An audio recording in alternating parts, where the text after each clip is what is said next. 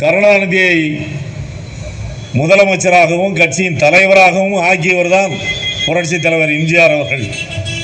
அதற்கு பிரதிபலனாகத்தான் எம்ஜிஆரை எதிர்க்க வேண்டும் என்பதற்காக கருணாநிதி அவருடைய மகனை நடிக்க வைத்து, மூக்க முத்துவை நடிக்க வைத்து, எம்ஜிஆர் மாதிரி இருக்கான், எம்ஜிஆர் என் மகன் எம்ஜிஆர் மாதிரி இருக்கான்ல, எம்ஜிஆர் மாதிரி இருக்கான்ல, என் மகன் எம்ஜிஆர் மாதிரி, எம்ஜிஆருக்கு அப்போ பிறந்தானா எம்ஜிஆர் மாதிரி இருக்க, அந்த அளவுக்குலாம் என்ன பண்ணார் கருணாநிதி மகனை கொண்டு சினிமாவில் நுழைச்சி எம்ஜிஆர் செல்வாக்கை குறைக்கிறதுக்கு அந்த காலங்களை உருவாக்கி, அதையெல்லாம் எடுபடாமல் திமுக விட்டு நீக்கினால்தான் நாம் வாழ வேண்டும் என்ற நோக்கத்தோடு எம்ஜிஆரை கட்சி விட்டு நீக்கினார்.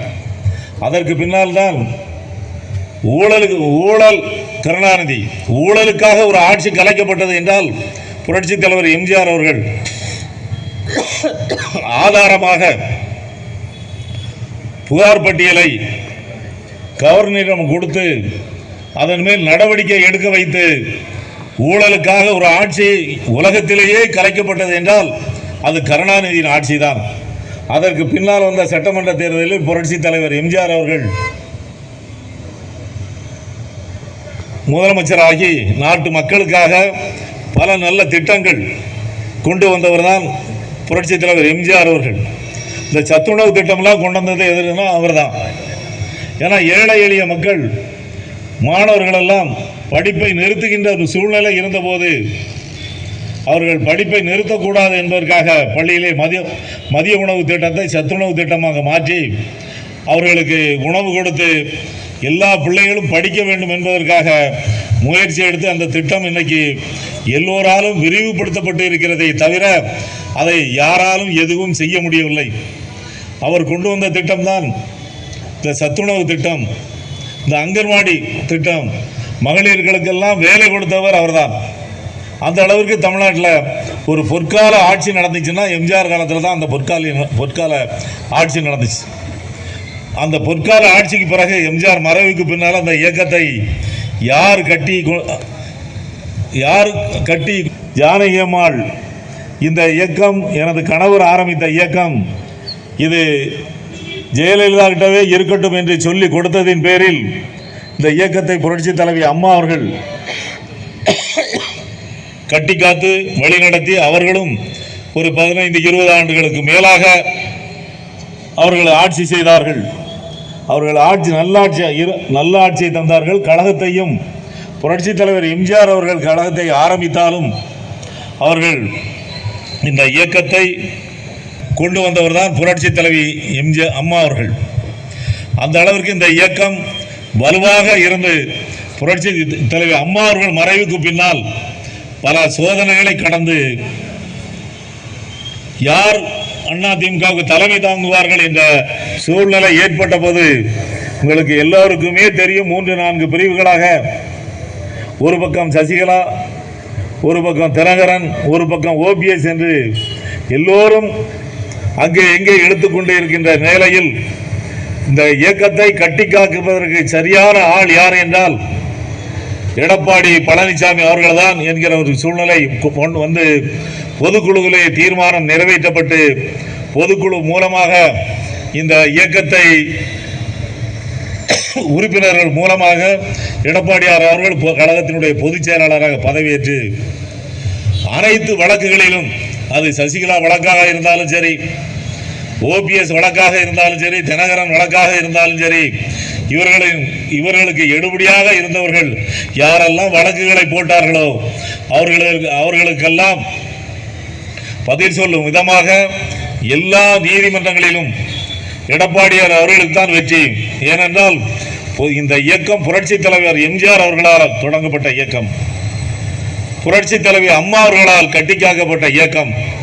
இந்த இயக்கம் அழியக்கூடாது என்பதற்காக இன்னைக்கு அந்த எடப்பாடி பழனிசாமி தான் வர வேண்டும் என்பதற்காக இந்த இருவரும் தலைவர்களுடைய ஆசையோடு இன்னைக்கு அனைத்து இந்திய அண்ணா திராவிட முன்னேற்ற கழகத்தை எடப்பாடியார் அவர்கள் இன்னைக்கு தலைமையேற்று நடத்தி கொண்டு இன்னைக்கு தமிழ்நாட்டு மட்டுமல்ல இந்தியாவிலேயே ஒரு பெரிய கட்சியாக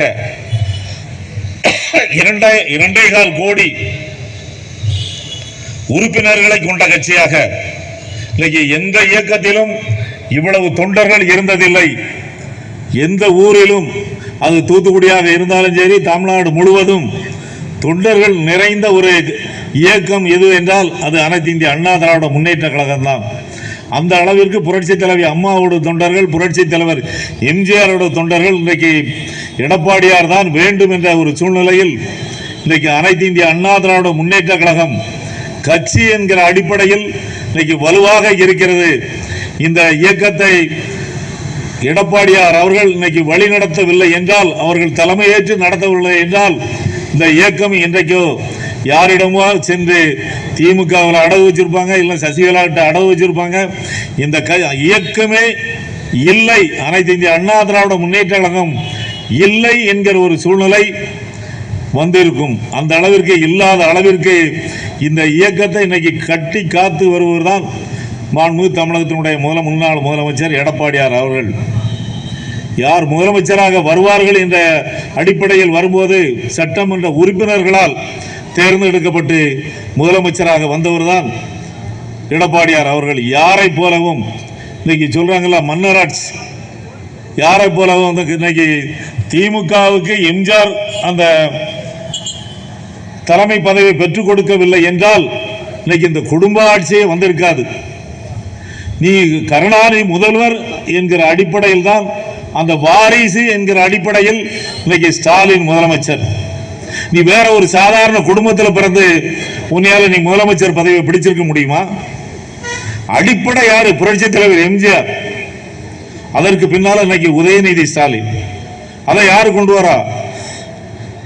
இன்னைக்கு புரட்சி தலைவர் எம்ஜிஆர் பிறந்த நாள் விழாவில் நமது கழக பொதுச் செயலாளர் எடப்பாடியார் அவர்கள் தெளிவாக சொல்லி இருக்கின்றார்கள். ஸ்டாலின் தமிழகத்திற்கு செய்திருக்கின்ற பெரிய சாதனை தனது மகனை துணை முதலமைச்சராக ஆக்கினதுதான் பெரிய சாதனை என்கிற கருத்தை சொல்லி இருக்கிறார்கள். பத்திரிகைகள் வந்திருக்கிறது, ஊடகங்களில் வந்திருக்க, எல்லா இதுகளும் வந்திருக்கிறது. இதை தவிர எதுவுமே செய்யவில்லை. இன்னைக்கு அதுக்கும் மேல இன்னைக்கு ஸ்டாலின், உதயநிதி ஸ்டாலின், அதுக்கு அடுத்தாக்க இன்னைக்கு இன்பநிதி. இன்னைக்கு மதுரையில் நடைபெற்ற இந்த மாட்டு ஜல்லிக்கட்டு விழாவில் பார்க்க போறாங்க. அப்ப துணை முதலமைச்சர் இருக்காரு, அவருக்கு அடுத்தாக்கல இந்த பக்கம் அமைச்சர் இருக்காரு, இந்த பக்கம் துணை முதலமைச்சர் இருக்காரு, மத்தியில கலெக்டர் இருக்கணும். இப்ப கலெக்டரை தள்ளி விட்டுட்டு யாரு இருக்கா? இன்பநிதி ஸ்டாலினுடைய பேரன், உதயநிதி ஸ்டாலினுடைய மகன் அவன் இருக்கான். மூர்த்தி என்ன செய்யறாருன்னு அவன் தொடையில என்னமோ ஒரு தூசி கிடந்திருக்கு, அதை இப்படியே தட்டி தட்டி விடுறாரு. அதை டிவியில அதை எடுத்து காட்டுறாங்க. அதுக்கு இந்த நம்ம யூடியூப்ல கூட நல்லா போட்டிருக்காங்க. என்ன போட்டிருக்காங்கன்னா, எனக்கு நிறைய அடிமைகள் இருக்காங்க, அடிமை அமைச்சர்கள் இருக்காங்க, அதுல ஒண்ணுதான் அந்த அமைச்சர் இப்படி தூசியை தட்டி விட்டுக்கிட்டு இருக்காருங்கிறத தெளிவா இன்னைக்கு போட்டு காட்டிக்கிட்டு இருக்காங்க. இந்த அளவுக்கு, அதாவது மன்னராட்சிங்கிற மாதிரி. கருணாநிதி மட்டும் அந்த நேரம் புரட்சி தலைவர் எம்ஜிஆர் வந்து முதலமைச்சராக ஆக்கியிருக்காவிட்டால் இன்னைக்கு கருணாநிதிட்ட கட்சி போயிருக்காது. கருணாநிதிக்கு அடுத்தாக்கல கருணாநிதி மகன்கிறதுல ஸ்டாலினுடைய மகன்கிறதுனால உதயநிதி ஸ்டாலின், இன்னைக்கு அடுத்த உதயநிதி ஸ்டாலின் அடுத்தாக்கல இன்பநிதி. இப்படி இவங்கெல்லாம் வேற குடும்பத்தில் பிறந்து இவங்க முதலமைச்சராகவோ யாராகவோ வரட்டும். நீ சட்டமன்ற உறுப்பினராக வர்றது, நீ திமுக காரன், இல்லை ஸ்டாலினுடைய பேரன், முக ஸ்டாலின் பேரன், முக ஸ்டாலின் மகங்கிற போர்வையில தான், நீங்க கருணாநிதியுடைய மகங்கிற போர்வையில தான் இன்னைக்கு ஸ்டாலின் முதலமைச்சரே தவிர வேற எந்த கட்சி குடும்பத்தில் பிறந்து ஸ்டாலினோ உதயநிதி ஸ்டாலின், இன்பநிதி இவங்கெல்லாம் வந்திருக்க முடியுமா? சாதாரண குடும்பத்தில் பிறந்து வந்திருக்க முடியுமா? ஆனா எடப்பாடியார் அப்படி இல்லை. அவரு இந்த இயக்கத்தில் 72ல இருந்து அவர் சிலுவம்பாளையம் ஊரில் உள்ள ஒரு கிளைக்கழக செயலாளர். அது ஒரு வாரிசு மன்னர் குடும்பம் மாதிரி வந்துகிட்டு இருக்கு. இவர் ஒரு கிளைக்கழக செயலாளர், ஒன்றிய கழக செயலாளர், மாவட்ட கழக செயலாளர், கழக கொள்கை பரப்பு செயலாளர், தலைமை நிலைய செயலாளர், 89 சட்டமன்ற உறுப்பினர், நாடாளுமன்ற உறுப்பினர், அதற்கு பிறகு 2011 அமைச்சர், இப்படி படிப்படியா எல்லா பதவியும் கிளைக்கழக செயலாளர்ல இருந்து எல்லா பதவியும் வாங்கிட்டு தான் இன்னைக்கு எடப்பாடியார் அவர்கள் இன்னைக்கு முதலமைச்சர் ஆனார தவிர உன்னிய மாதிரி மன்னர் பரம்பரை வாரிசு பரம்பரையில் வரல. இன்னைக்கு மு.க. ஸ்டாலின் இன்னைக்கு எல்லா இடத்துலயும் சொல்றாரு முத்துவேல் கருணாநிதி ஸ்டாலின். அவன் சொல்றான் இப்போ முத்துவேல் கருணாநிதி ஸ்டாலின்னா எம்ஜிஆர் முதலமைச்சராக வைக்கலன்னா நீ அந்த முத்துவேல் என்ன பண்ணாரு, அவர் என்ன தொழில் பண்ணாரு, அந்த தொழில் எல்லாம் உன் பையனுக்கு வாரிசா கொடுத்துருக்கணும், ஸ்டாலினுக்கு வாரிசா கொடுத்துருக்கணும், எல்லாத்துக்கும் வாரிசா கொடுத்துருக்கணும். எம்ஜிஆர் மட்டும் புரட்சி தலைவர் எம்ஜிஆர் உன்னை முதலமைச்சர் ஆக்கலன்னா உன் வாரிசு தொழில் என்ன, அந்த தொழிலுக்கு எல்லாம் போயிருக்கணும். இன்னைக்கு அந்த அடிப்படையில் அழகிரிய மத்திய மந்திரி ஆக்கியாச்சு. இன்னைக்கு கனிமொழி இந்த நாடாளுமன்ற உறுப்பினர் இப்படி எல்லாருக்கும் குடும்பத்தில் உள்ளவங்க எல்லாருக்கும் வாரிசுங்கிற மாதிரி இந்த பெரிய தவறை செய்தது யாருன்னா புரட்சி தலைவர் எம்ஜிஆர் தான். அந்த வாரிசு தொழில் விட்டு இங்க கொண்டு வந்தது யாரு? எம்ஜிஆர் அவர்கள், புரட்சி தலைவர் எம்ஜிஆர் அவர்கள். அதை மறந்து நீ இன்னைக்கு எடப்பாடியாரை பற்றி பேசுறதுக்கு உனக்கு என்ன தகுதி இருக்கு? ஸ்டாலினுக்குனாலும் யாருக்குனாலும் ஒரு சாதாரண குடும்பத்தில் பிறந்த எடப்பாடியார் இன்னைக்கு முதலமைச்சராகி இந்த இயக்கத்தினுடைய பொதுச் செயலாளராக இன்னைக்கு தமிழ்நாட்டில் எந்த கட்சிக்காரனாலும் எடப்பாடியாரை தான் பேசணும். யாரா இருந்தாலும் சரி இன்னைக்கு எடப்பாடியை தான் பேசிக்கிட்டு இருக்கான். யாராவும் இருக்கட்டும் எடப்பாடியாரை தான் இன்னைக்கு பேசுறானே தவிர திமுக காரனும் எடப்பாடியாரை தான் பேசுறான், அது பிஜேபி காரனும் எடப்பாடியாரை தான் பேசுறான், வந்திருக்க கட்சிக்காரன் பூரா வேறும் யாரை பேசுறான்?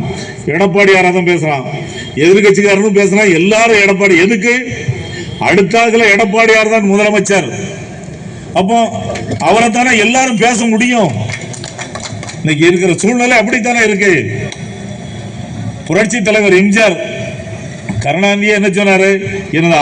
எனது நண்பர் வெளிநாட்டில் சிகிச்சை பெற்று வந்த உடனே நான் அவருக்கு ஆட்சி ஒப்படைச்சிருவேன், எனக்கு ஓட்டு போடுங்கன்னு கேட்டவர் தான் கருணாநிதி.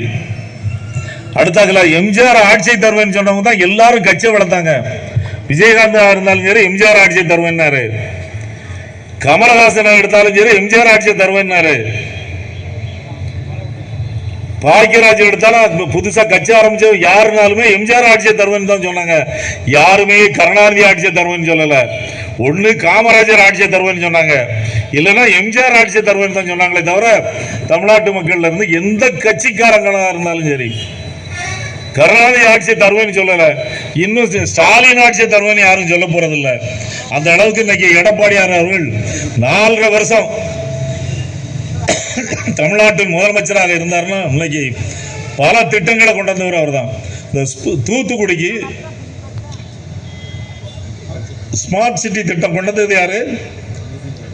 அதை கொடுக்கிறதுக்கு மத்திய அரசு திட்டமாக இருந்தாலும் சரி அதை பரிந்துரை பண்ணி தூத்துக்குடிக்கு வேணும் அப்படின்னு சொல்லி 1000 கோடிக்கு மேல கொண்டு வந்தது யார் அப்படின்னா எடப்பாடியார் தான். அவர் முதலமைச்சராக இருக்கும்போது தான் கொண்டு வந்தது. அந்த ரூபாயில தான் இன்னைக்கு ரோடு போட்டாலும் சரி, எந்த இடத்துல பில்டிங் கட்டினாலும் சரி, எந்த இடத்துல குடிநீர் தொட்டி திறந்தாலும் சரி, சாக்கடை திட்டமாக இருந்தாலும் சரி, அந்த 1000 கோடியில் இன்னைக்கு வேலை நடந்துகிட்டு இருக்கே தவிர திமுகவில் இருந்து ஒரு பைசா கூட கொடுக்கல. இன்னைக்கு பல முறை தூத்துக்குடி சட்டமன்ற உறுப்பினராக கீதா ஜீவன் இருந்திருக்கு, இன்னைக்கு மேயரா இருக்காரு. மேயர்னால எந்த பெரிய திட்டம் எதுவும் கொண்டு வந்திருக்காங்களா? அம்மா போட்ட திட்டம், எடப்பாடியார் கொண்டு வந்த திட்டம் தான் இன்றைக்கு அளவு நடந்துகிட்டு இருக்கு. அந்த திட்டங்களுக்கு தான் நீங்க ரிப்பன் ஒட்டி திறப்புலா நடத்துறீங்க தவிர வேற எதுக்கும் உங்களால சுயமா ஒண்ணுமே கொண்டு வர முடியல. 4 ஆண்டு காலம் இன்னைக்கு ஆட்சி நடத்தியாச்சு. 4 ஆண்டு காலம் திமுக ஆட்சி நடத்திட்டு என்ன நடந்திருக்கு? ஒண்ணு தான் மகன துணை முதலமைச்சர், 2வது 6 லட்சம் கோடி இருந்துச்சு நம்ம இருக்கும்போது. இந்திய தமிழ்நாட்டுக்கு கடன் 6 லட்சம் கோடி கடன். ஆனால் கடன் ஆக்கி அது 20 வருஷமா 25 வருஷமா கொஞ்சம் கொஞ்சமா வாங்கி வாங்கி வாங்கி எவ்வளவு வந்திருக்கு? 6 லட்சம் கோடி வந்திருக்கு. ஆனால் இன்னைக்கு திமுக ஆட்சிக்கு 4 வருஷம் ஆகுது. இன்னைக்கு 4 லட்சம் கோடி கடன் வாங்கியாச்சு. நம்ம 6 லட்சம் கோடி வச்சுட்டு போனோம்னா இவன் 4 லட்சம் கோடி வாங்கி இன்னைக்கு 10 லட்சம் கோடி கடன் தமிழ்நாட்டு. இந்த அளவுக்கு நீ தமிழ்நாட்டை ஒரு கடனாளியாக்கி சீர்குலைச்சதுதான் இன்னைக்கு திமுகவோட வேலை, ஸ்டாலினோட வேலை. எந்த திட்டத்தையும் இவ்வளவு கடன் வாங்கி எந்த திட்டமும் கொண்டு வரல. எந்த ஊருக்கு திட்டம் வந்திருக்கு? தமிழ்நாடு முழுசுமே எடுத்துக்கிட்டாக்கி எந்த இடத்துக்கு திட்டம் கொண்டு வந்திருக்கு? எல்லாத்துக்கும் எடப்பாடியார் கொண்டு வந்த திட்டம் அவ்வளவுக்கும் பேரை அப்பம் பேர வைக்கும். எந்த திட்டம்? கலைஞர் நூற்றாண்டு விழான்னு சொல்லிட்டு எல்லா திட்டத்துக்கும் இந்த கிளம்பாக்கம் பசுமையில எல்லாம் எடப்பாடியார் அவர்கள் 80 ஏக்கருக்கு மேல இடத்தை வாங்கினது அவரு, கெட்டினது அவரு. 10% வேலை முடிகிற கட்டத்தில் அதை அந்த பஸ் ஸ்டாண்டை விட்டு எலெக்ஷனுக்கு முன்னால இருந்தது. போய் என்ன செஞ்சாரு? இப்போ கலைஞர் நூற்றாண்டு விழா பேருந்து நிலையம் அதுக்கு பேரு. இப்படி தகப்பனுக்கு என்ன வைக்கணுமோ அதுக்கு மேல கடலுக்குள்ள இந்த பேனா வைக்கணும்னா அந்த பேனா என்ன அமைப்பில் இருக்குங்கிறது தெரியுமா? அந்த பேனாவை கொண்டு வைக்கணும் முடியுமா?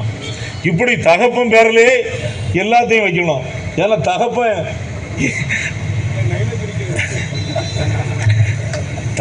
இந்த தமிழ்நாட்டுக்கு என்ன பண்ணாரு? இதுல வர தமிழின தலைவர்னு சொல்றாங்க. இவர் ஆட்சியில் இருக்கும்போது தான் காங்கிரஸ்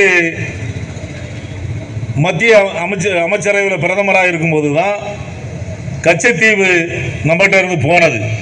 இவர் என்ன தமிழின தலைவர்?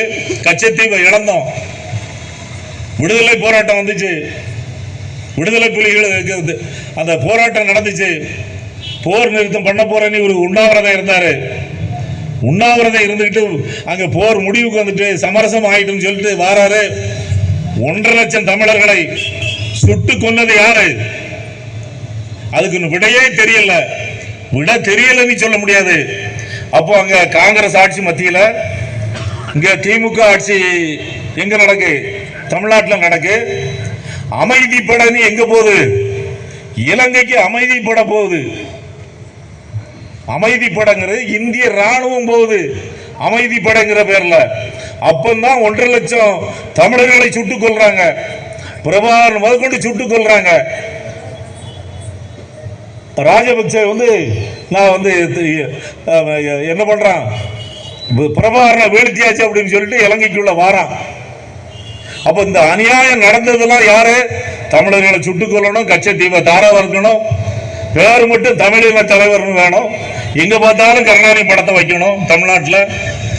தமிழ்நாட்டுக்கும் அவங்களுக்கு என்ன சம்பந்தம் இருக்கு? கருணாநிதி குடும்பத்துக்கும் அந்த முத்துவேல் கருணாநிதிக்கும் தமிழ்நாட்டில் என்ன சம்பந்தம் இருக்கு? இன்னைக்கு தமிழ்நாட்டில் கருணாநிதி பேரை வைக்கிறதுக்கு தமிழ்நாட்டு மக்களுக்கு நீ கேடுதான் செஞ்சிருக்கே தவிர ஒண்ணும் இல்லை. இப்படிப்பட்ட திமுக ஆட்சி இன்னைக்கு இங்க நடந்துகிட்டு இருக்கு.